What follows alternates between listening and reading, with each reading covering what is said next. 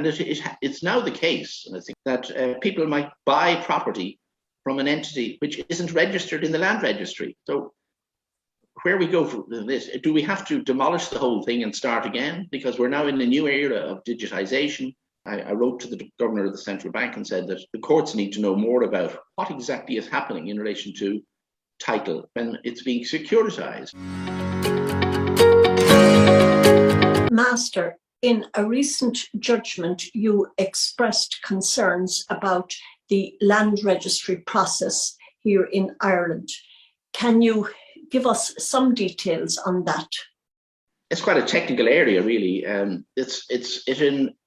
It involves a serious question mark over the integrity of the system of the title, as whether it's accurate anymore, because the land registration process, the project, if you like, was established late in the 19th century in order to eliminate a lot of documentation and to make sure that people would be able to find out, I was going to say at the press of a button, who owned land. And the land registry has worked very successfully up until the point in time when securitization took place. So you've got a situation where you could have the ownership of the land registered, and you could have the ownership of a charge registered, that the charge would be the mortgage on the land. And so that they would be registered on the property. And then the securitization process involved, it's very, very technical, it involves a transfer of the asset, which is the security or the collateral, and in return for investment. So the securitization meant that the loan originator would get money from the special purpose vehicle. Sometimes it was an associate company for the bank set up by itself, and that would provide the capital. So the bank would then be no longer out of pocket, but it sometimes would carry on as managing the account for the new owner, which was a foreign entity. And unfortunately then, it appears that there's a lot of confusion about whether or not, when they signed over the collateral to the new owner, whether or not the register had to be changed in order to record that. And in fact, it has happened that many cases have occurred where there's been an application for an order for possession by the loan originator, when it should have been, in fact, by the new owner of the loan, the new owner of the collateral.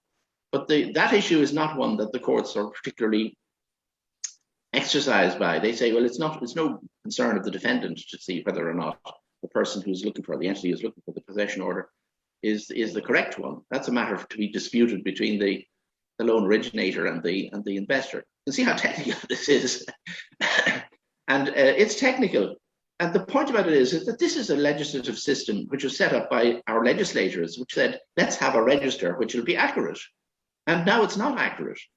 And so legislators need to sit up and consider where they go with this. This is a system which has become dysfunctional in regard to the registration of charges. And it's now the case, and I think I observed that recently, that people might buy property from an entity which isn't registered in the land registry. So where we go from this, do we have to demolish the whole thing and start again? Because we're now in a new era of digitization, and the land registration system may well go the way of the dodo, it may well go the way of the documents, unless we actually attend to these difficulties and identify clearly who owns what at this point in time.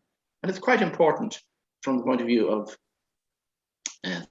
Ireland as a venue for investment, that title to the collateral should be very, very clear. So that's an issue I raised. I wrote to the governor of the central bank and said that we needed to know more about, the courts need to know more about what exactly is happening in relation to title when it's being securitized. It's a very technical area, and it's not something that I would expect very many people in the country to know about.